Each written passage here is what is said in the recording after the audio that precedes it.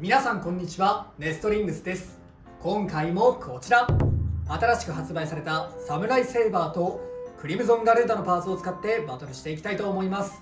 今回は私野水渡がサムライセイバーのパーツを使います。そしてつぶやきさん太郎がクリムゾンガルーダのパーツを使っていきます。それではやっていきましょう。いきましょう。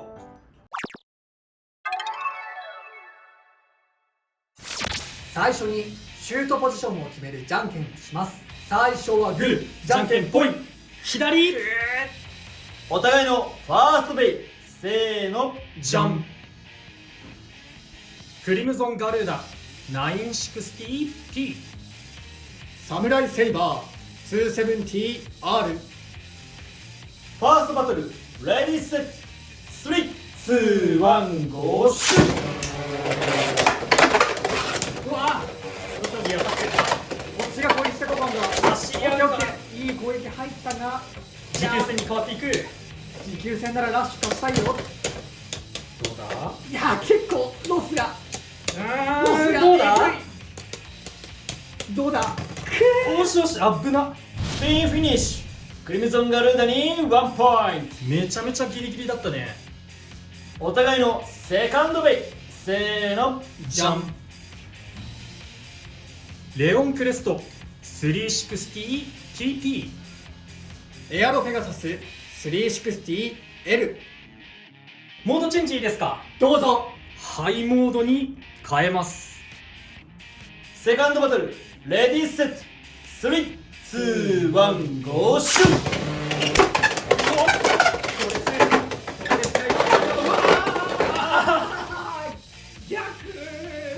オーバーフィニッシュ。レオンクレストに2ポイント。いやこれはでもラッキーだったな。お互いのサードベイ。せーの、じゃん。シャークエッジ 160GP。 シルバーウルフ 960FB。 サードバトル、レディーセット、3、2、1、ゴーシュッ。なんか望んでないけど、せっかくなら取りたかったよ今のオーバー。衝撃はちゃんと当たったけど。危ねえ。飛んではいる。強いね。スピンフィニッシュ。シルバーウルフに1ポイント。いや守りきったとは言わないね。今のちゃんと飛んでたよ。やっぱシャークエッジまだまだ強いね。サードバトルでも勝敗がつかなかったので、デッキの順番を入れ替えて続きからやっていきたいと思います。お互いのフォースベイ。せーの、じゃん。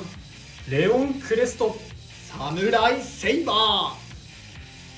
モードチェンジいいですか。はいどうぞ。またハイモードに変えます。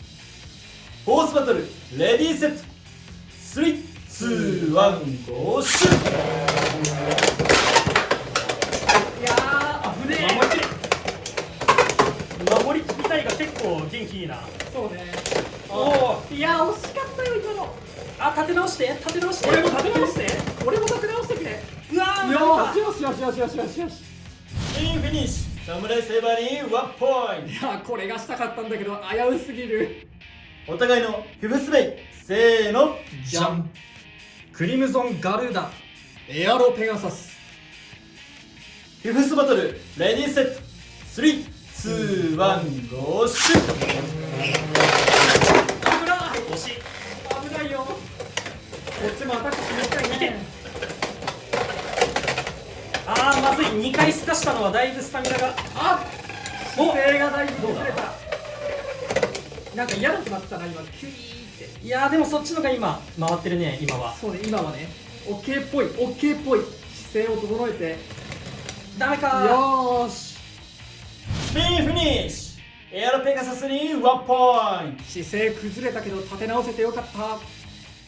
お互いの6ベイ。せーの、じゃん。シャークエッジシルバーウルフ。6バトル、レディーセット、3、2、1、ゴーシュッ。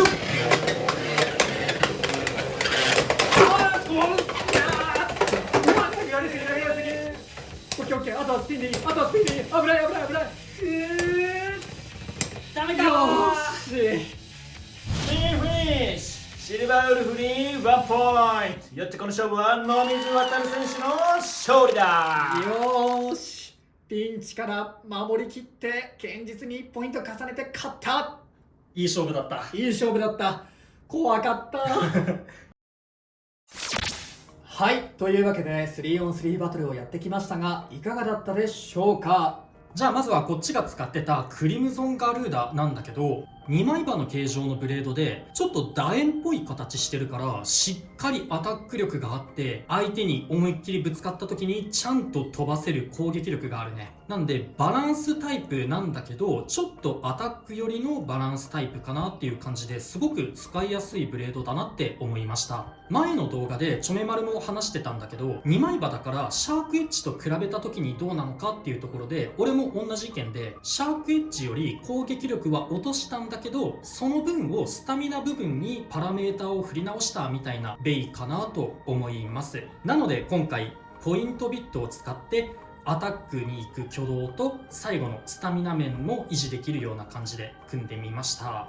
結構アタック力ありつつスタミナもまあそこそこある、すごい本当バランスのいいブレードだと思います。それと新しいビットのトランスポイント。このビットがポイントみたいに真ん中に突起がありつつ、その外周はフラットな形状をしている軸先になってるんですけど、ポイントビットよりも軸先がちょっと細めになっているので、あんまり暴れず真ん中で落ち着いたような挙動をするビットになってます。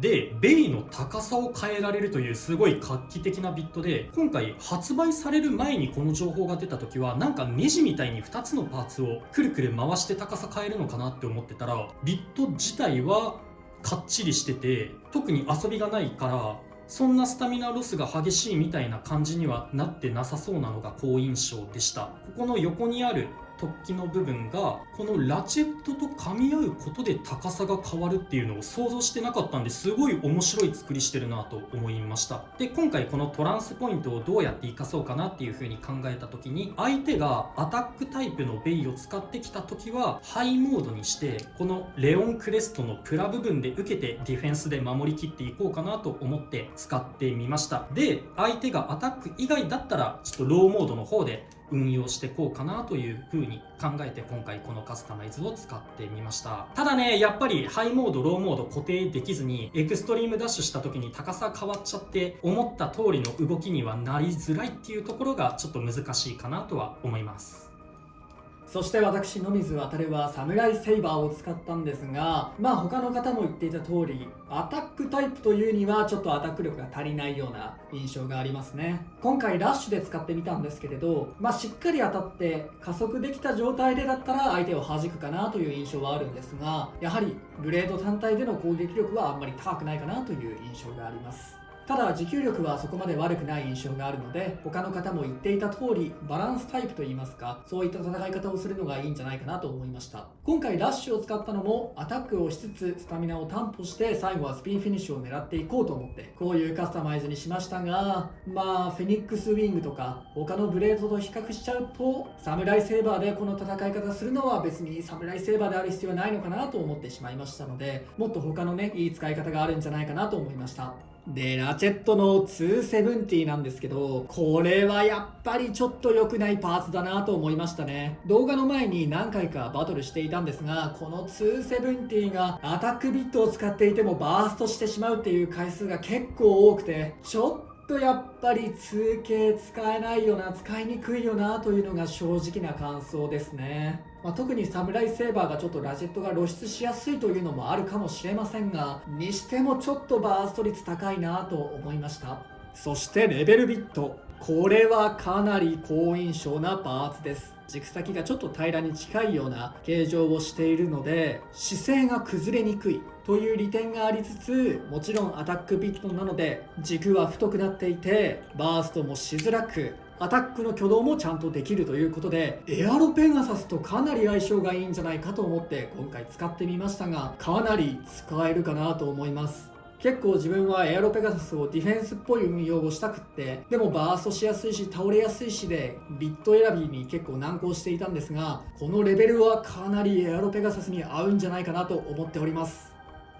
俺がエアロペガサス持ってないから試せなかったんだけど、相性いいんだっていうのはちょっと意外だったかもしれないっていうのが、自分がレベルビット使ってみた時に感じた感想として、最初の一撃入れた時は結構傾いちゃうなって思ってて、ただその後中盤に向けて姿勢は正せるようなビットっていう風に思ってたんだけど、ホエールウェーブと組み合わせた時に最初の一撃で傾いた後、もうそのまんま倒れちゃって中盤以降で姿勢を戻せないっていう風になってたから、頭の上の方が重いようなブレードとレベルは相性悪いんじゃないかって思ってて、だからもしかしたらエアロペガサスにレベルをつけてもホエールウェーブの時みたいに倒れちゃうんじゃって思ってたんだけど、今回見てみたらね、結構相性良さそうでびっくりしたな。そうだね。でも確かにそうやって言われてみればあんまりそこ見てなかったような気もするから、あんまり気になってなかったから、もっとね何回か回数を重ねていくとそういう気になるところは出てくるのかもなって今聞いて思ったね。いいこと聞いた。もうちょい試してみたいね、いろいろ。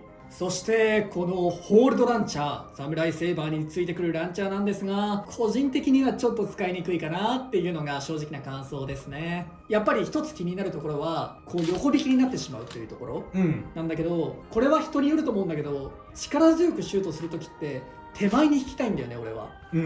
横に引くとなんかちょっと体の構造的になんか全力で引けないような印象があって、だからこうなるんだけどさ、これ結構邪魔じゃねって思って、小回り効かないんだよねこのランチャー。今回ねシルバーウルフで結構逆走頑張ってみたんだけどさ、邪魔だったでしょちょっと。いやまあそんなことはなかったよ。あ、大丈夫だった、でもやっぱここにこうシュートしに行きたくなるからさ、ちょっと取り回し悪いよねって。